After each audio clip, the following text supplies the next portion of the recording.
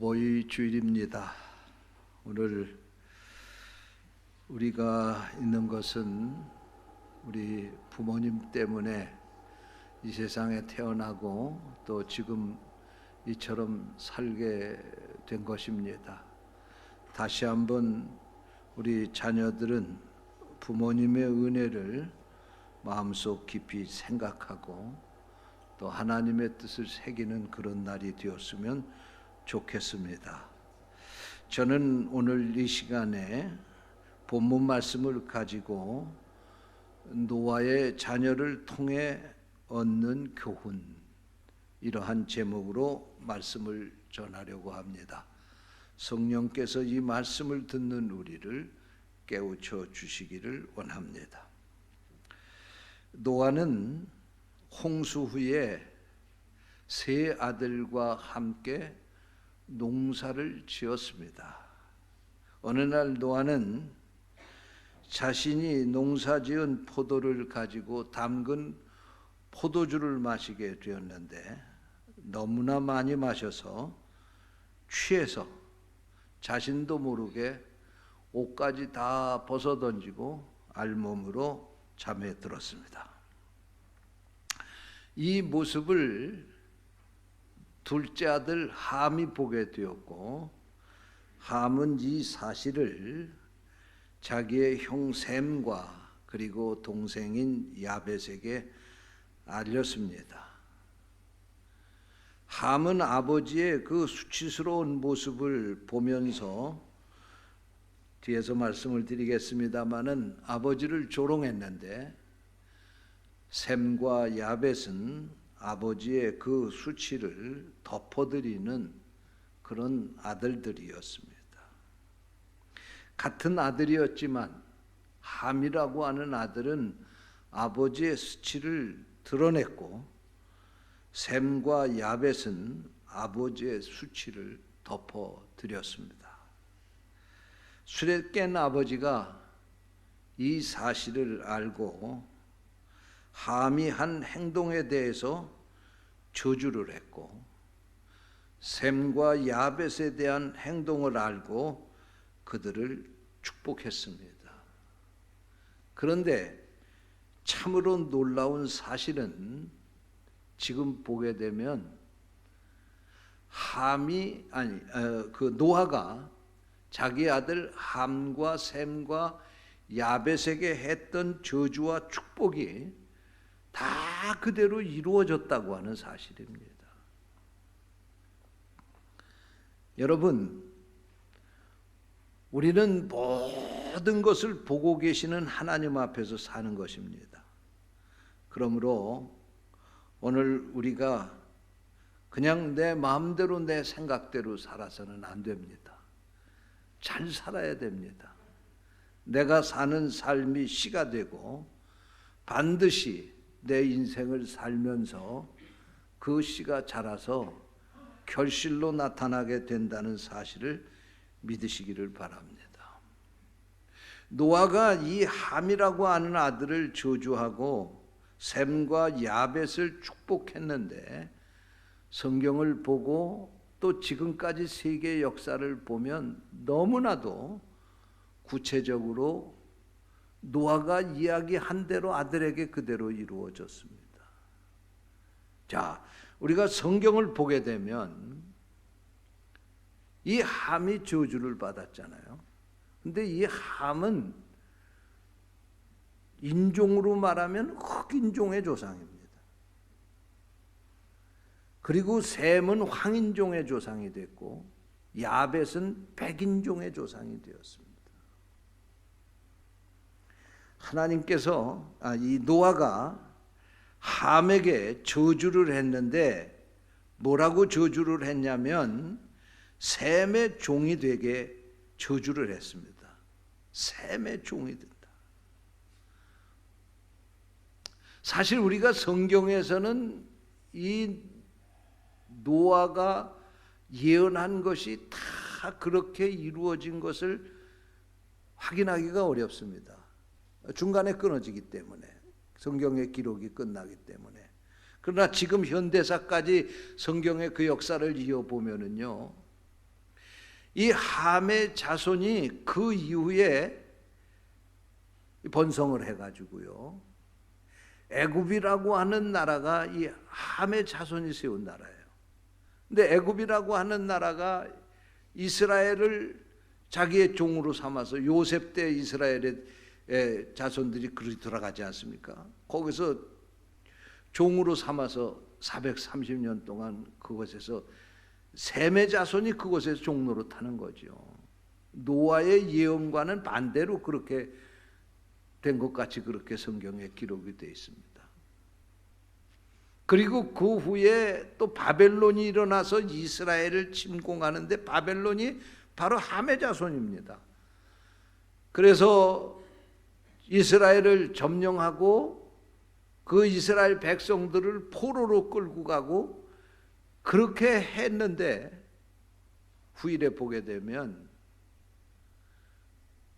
셈의 자손들이, 야벳의 자손들이 다시 일어나서 로마가 들어와서, 그리스가 들어와서 이들을 물리치고 그 땅을 정복하고, 또 후일에는 이 야벳 족속이 아프리카에 들어가서 아프리카를 정복하고 그 함의 자손들은 흑인들을 노예로 끌어다가 노예로 쓰고 노예로 팔아버리고 그런 일을 하지 않습니까? 또 그것뿐만이 아니라 그 사람들이 그 땅을 지배해가지고 가서 이 아프리카 땅을 얼마 전까지만 해도 식민지로 만들어가지고 자신들이 그들을 마음대로 좌지우지하는 그런 현대사를 보게 되면 이 노아가 말한 그 모든 것이 그대로 다 이루어진 것을 볼 수가 있습니다.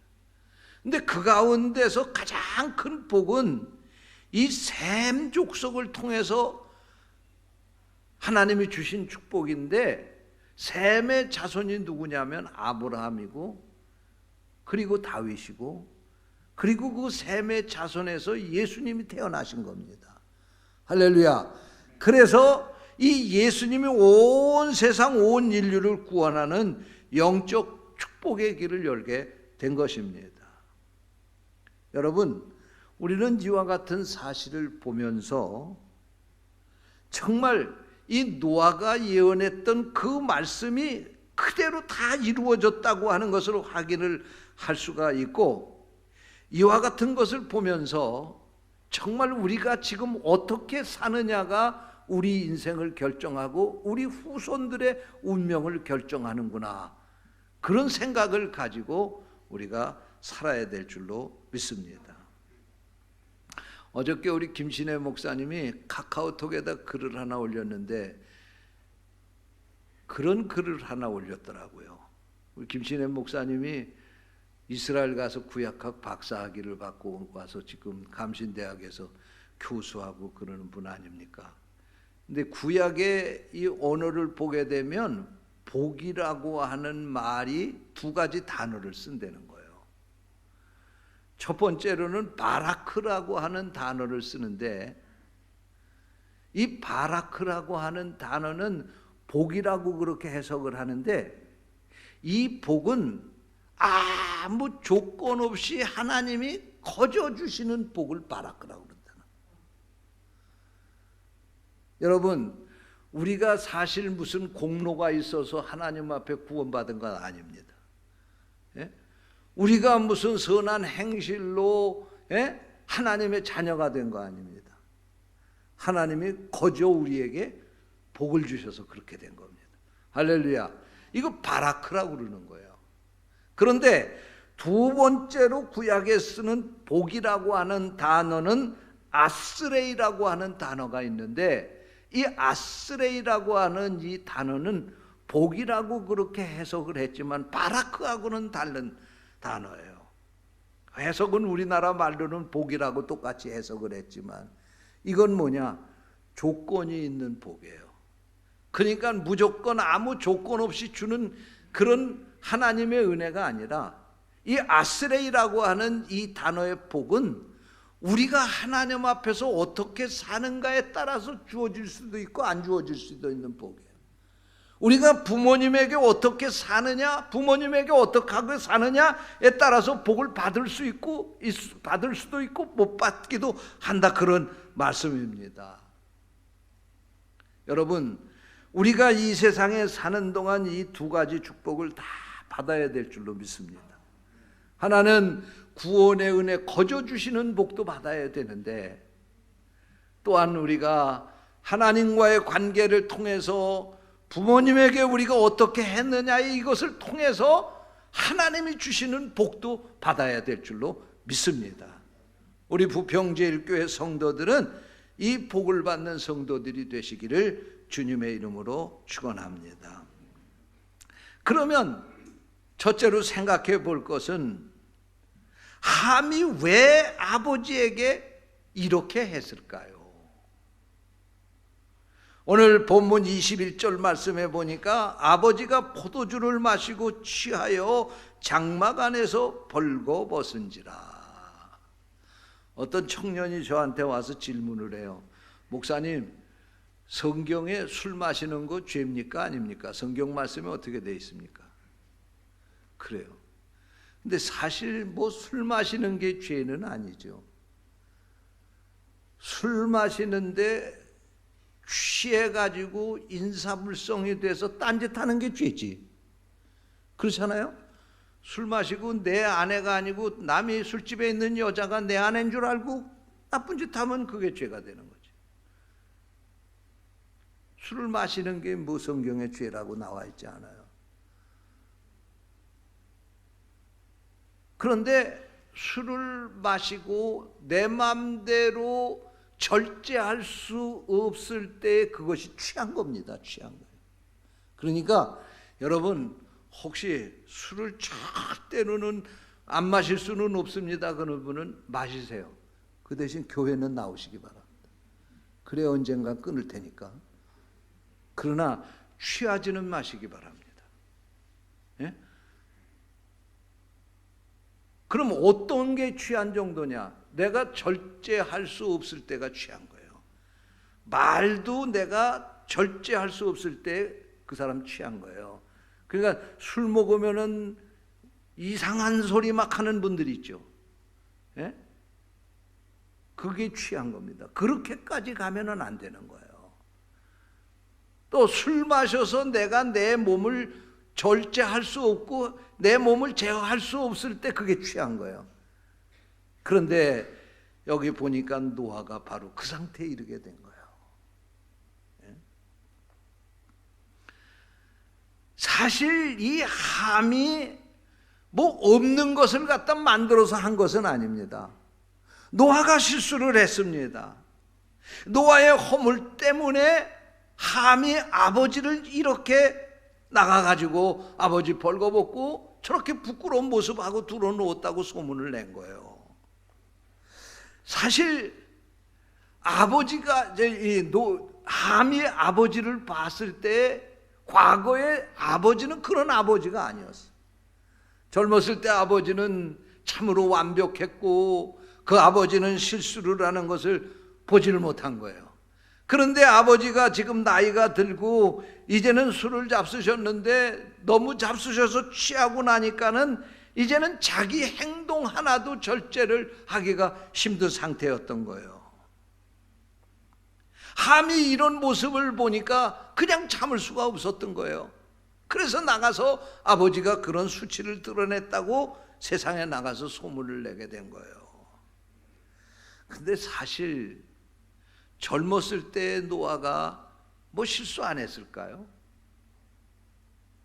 여러분, 우리가 부모님을 보게 될 때 젊었을 때 완벽한 부모님만 생각하고 그 부모가 평생도록 그렇게 살 거라고 생각하지만, 아니, 젊었을 때도 완벽한 부모는 없습니다. 사람은 누구나 다 실수할 수 있는 겁니다. 누구에게든지 다 허물이 있는 거예요. 우리가 어렸으니까 우리 부모님이 완벽하다 그렇게 생각을 하는 거지, 어렸으니까 우리 부모님이 하는 게 실수했다고 판단을 안 하는 거지. 부모님도 젊었을 때부터 다 실수도 하고 허물도 있고 다 부족한 모습이 있었던 거예요. 그런데 어린아이가 보게 될 때는 아버지나 어머니가 너무 그때는 컸거든요. 그리고 어머니 아버지 보게 될 때 어린 자기가 볼 때는 너무나 모든 게 완벽한 거야.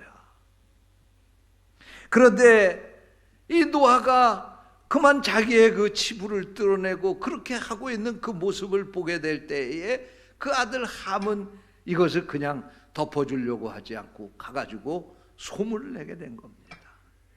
사실 어떻게 보면은 노아의 잘못이지 함의 잘못이라고 할 수 없어요.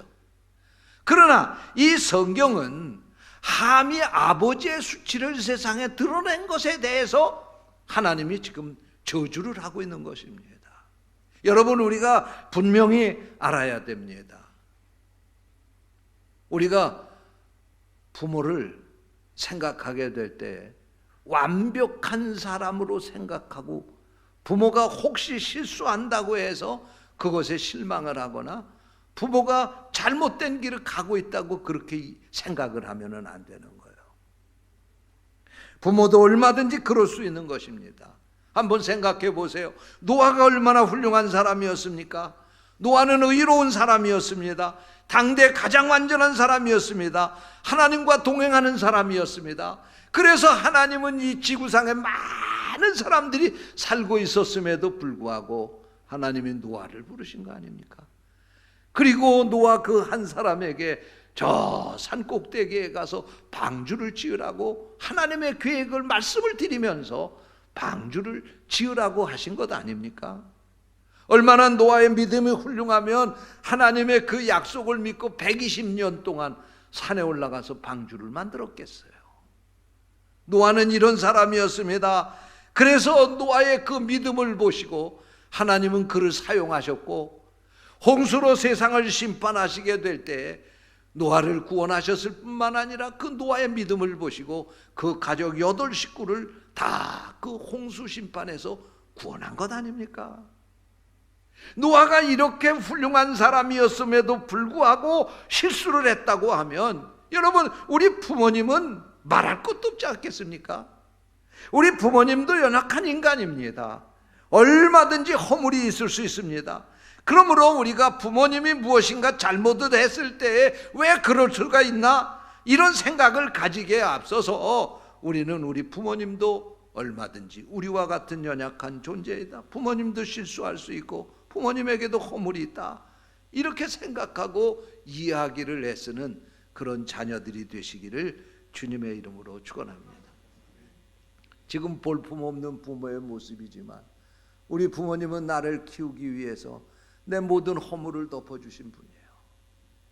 우리 부모님은 나를 오늘이 되게 하시기 위해서 그 모든 희생을 아끼지 않고 우리에게 쏟아부어 주신 분이에요. 그러므로 우리가 우리 부모님을 생각할 때 이제는 지난날 우리 부모님이 나를 위해서 그렇게 했지만 이제는 우리가 부모님을 위해서 그렇게 해야 되겠다. 지난날에는 부모님이 나를 덮어주었지만 이제는 내가 부모님을 덮어줘야 되겠다. 지난날에는 나의 실수도 잘못도 허물도 덮어주고 다 용서해 준 것처럼 이제는 내가 부모님을 위해서 그렇게 해야 되겠다라고 하는 그런 자세와 생각을 가지고 사는 성도들이 되시기를 축원합니다. 둘째로, 부모의 허물을 덮지 못한 함을 왜 저주했을까요? 우리가 이 성경 본문 말씀을 보게 되면요, 22절 말씀에 이렇게 말씀합니다. 함이 그의 아버지의 하체를 보고 밖으로 나가서 그의 두 형제에게 알림해. 사실 아버지가 옷 벗고 주무시는 것을 보고 형제들에게 가서 야, 아버지가 왜 저렇게 옷을 벗고 주무시는지 모르겠다. 그래서 그런 정도로 이야기를 했다고 우리가 이 성경을 보면 그저 그렇게 알 수가 있는데, 이 내용을, 이 뜻을 더 자세히 알려면 히브리어 원어 성경을 보면은 이 함이 어떤 잘못을 했는지를 알게 돼요. 여기에 하체를 봤다고 하는 이 말은 그저 슬쩍 지나가는 것으로 봤다는 얘기가 아니고 이 하체를 면밀히 살펴보았다는 얘기예요. 어느 성경을 보게 되면요, 그뿐만 아니라 더 나아가서 여기에 하체를 봤다고 하는 얘기는 아버지의 하체를 보고 즐기면서 아버지를 조롱했다 그런 뜻이에요. 그러니까 단순히 이 함이 아버지가 옷 벗은 것을 형제들에게 가서 이야기를 했던 것이 아니고, 아버지가 옷 벗은 것을 아주 조롱을 하면서 그 옷 벗은 것을 아버지의 드러낸 그 성기를 다 보면서 아버지를 가지고 조롱을 하면서 그 짓을 하다가 가가지고 그것을 형제들에게 이야기를 하고 했다는 거예요. 여러분, 이것은 바로 아버지를 하나님의 대리자로 세우신 하나님에게 도전을 한 행위가 되는 것입니다. 여러분, 우리 부모님의 권위는 하나님이 주신 권위입니다. 하나님이 나를 대신해서, 하나님을 대신해서 나에게 보내주신 하나님의 대리자이기 때문에 우리가 부모를 경멸하고 무시한다고 하는 것은 곧 하나님께 도전하는 행위가 된다는 사실을 믿으시기 바랍니다. 어떤 아버지가 자식을 저주하고 싶은 아버지가 어디 있겠어요? 잘못했다고 해도 용서해 주는 거죠. 그러나 여기 노아가 그 아들 함을 저주한 것은, 이것은 곧 하나님을 경멸한 것이고 하나님의 권위에 도전한 것이기 때문에 노아는 이 함을 저주하게 된 것입니다. 성경은 분명히 부모를 멸시하거나 공경하지 않는 자를 저주하고 있는 것을 볼 수가 있습니다. 신명기 27장 16절 말씀에 보면 부모를 경홀히 여기는 자는 저주를 받을 것이라 그렇게 말씀을 하셨고, 그래서 바울 사도는 에베소 교회 편지를 쓰면서 에베소 6장 1절에서 자녀들아 너희 부모를 주 안에서 순종하라 이것이 옳으니라 라고 가르치게 된 것입니다. 여러분, 우리 부모님은 하나님께서 대리자로 세운 분이라는 사실을 믿으시기 바랍니다. 하나님께서 우리에게 생명을 주시고 우리를 이 땅에 보내주시는데, 그때 하나님은 우리 부모님을 통해서 우리가 태어나게 하시고 그 부모님을 통해서 하나님의 사랑을 받으면서 자라고 양육받을 수 있도록 하신 것입니다. 그러므로 우리 부모님은 하나님의 대리자임을 우리가 인정하고 마땅히 우리 부모님을 공경해야 될 줄로 믿습니다. 재미동폭 가운데 미국의 상원 의원까지 되신 신호범 장로님이라고 하는 분이 계십니다. 아마 여러분도 한두 번쯤은 매스컴을 접하시는 분들은 들으신 이름이라고 생각하실 것입니다. 이 신호범 장로님은 4살 때 어머니가 돌아가셨습니다. 그래서 아버지와 살다가 아버지가 어느 날 자신을 버렸습니다. 그래서 그는 떠돌아다니며 거지 생활을 하다가 다행히 미군 부대 하우스보이로 들어가게 됐습니다. 가서 열심으로 일을 잘하고 성실하게 일을 잘하니까 그 미군 장교가 이 신호범이라고 하는 어린이를 보고 눈여겨보고 나서 그를 자기의 양아들로 삼았습니다. 그리고 19살 때가 되어서 그 나이에 미국으로 양자로 입양을 해서 가기가 어려운 나이인데 기적적으로 하나님이 도우셔서 미군 장교의 양아들로 같이 미국에 들어가서 미국에서 그 가정에서 자라게 되었습니다. 공부를 한 번도 해본 적이 없는 신호범은 그곳에서 영어 공부를 시작하게 되었고 열심히 공부해서 천신만고 끝에 박사가 되고 대학 교수가 됐습니다. 그리고 드디어 워싱턴주의 상원 의원이 됐습니다. 그런 그 뒤에 한국을 방문하는 기회가 여러 번 생기면서 아버지가 생각이 났습니다. 그리고 그 아버지를 꼭 만나서 아버지가 왜 자기를 버렸는지 그 이유를 알고 싶었다고 합니다. 그래서 수소문해서 찾았는데 아버지가 판잣집에서 새어머니와 결혼을 해서 이복동생 셋을 낳고 5명이 가난하게 살고 있는 그 장면을 목격하게 되었습니다. 그런데 찾아갈 때마다 아버지가 술에 취해서 인사불성이 되어 대화를 할 수가 없었습니다. 그래서 한 번은 연락하지 않고 급습하듯이 찾아가서 맨정신인 아버지를 만났지만 아버지는 돌아앉아서 말을 제대로 하지를 못하셨습니다. 신호범 장로가 아버지에게 물었습니다. 아버지, 왜 나를 버리셨습니까? 그러자 그 아버지는 더듬거리면서 이렇게 대답을 했다고 합니다. 이 사람아, 자기 핏줄을 버리는 사람이 어디 있겠나? 자네가 나에게서 떠날 때 나는 그때 머슴으로 팔려갔었네. 신호범은 그때 자기의 그동안 가지고 있던 의문이 풀렸습니다. 눈물을 흘리며 통곡하고 얼싸안고 울었습니다. 가슴에 맺혔던 상처가 다 한순간에 치유되었습니다. 그리고 그는 부모님과 이복 동생 모두를 미국으로 초청해서 이민을 갔고 그곳에서 생활 기반을 잡아주고 이복 동생들을 공부시키고 모든 것을 도와주어서 그곳에서 편히 살게 해주었습니다. 더 놀라운 것은 이 신호범 장로가 하는 것은 당연히 그래도 자기의 핏줄인 아버지가 있기 때문이지만 신호범 장로의 아내는 미국 사람이었습니다. 그와는 그 아버지와 이복 동생들과는 피 한 방울 섞이지 않은 관계입니다. 그리고 피부 색깔도 다른 사람입니다. 아니, 남보다도 못한 사람입니다.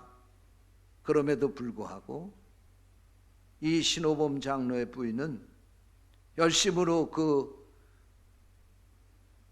동생 이복 동생들에게 영어를 가르쳐주고 경제적으로 도와주고 어려울 때는 아르바이트를 해서 돈을 벌면서 전심으로 그 가족을 뒷바라지를 해주었다고 합니다.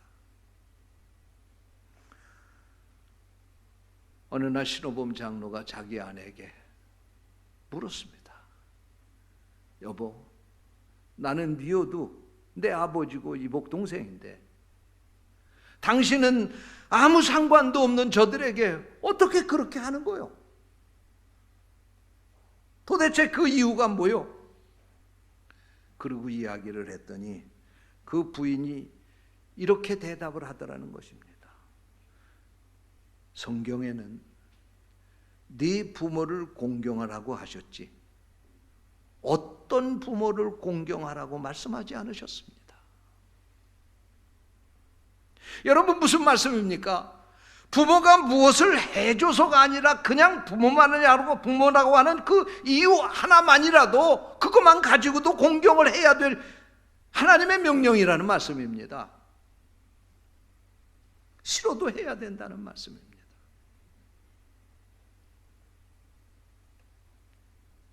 여러분, 하나님은 우리가 이 세상에 사는 동안 하나님의 대리자로 우리에게 부모를 주셨고 바로 우리 자녀들에게 그 부모를 공경하라고 명령하셨습니다. 오늘 이 말씀 앞에 부끄럽지 않게 사는 성도들이 되시기를 축원합니다. 아버지에게 잘못한 함의 저주를 받고 아버지의 수치를 덮어주었던 그 자녀들이 복을 받은 이 말씀은 오늘도 우리에게 살아있는 말씀입니다. 오늘 이 말씀을 하나님이 주시는 말씀으로 듣게 되시기를 주님의 이름으로 축원합니다. 기도하겠습니다. 하나님 아버지, 감사합니다. 우리에게 귀한 말씀을 주시고 말씀을 통해서 다시 한번 우리 자신을 돌아보게 해 주시니 감사합니다. 반드시 하나님이 언젠간 나를 부르실 것인데 그 하나님 앞에 가서 내가 과연 하나님의 명령 앞에 어떻게 살았는지를 결산할 수 있게 될 때 자랑스럽게 결산할 수 있도록 살아가는 우리 성도들 되게 하여 주옵소서. 주님의 이름으로 간절히 기도하옵나이다. 아멘.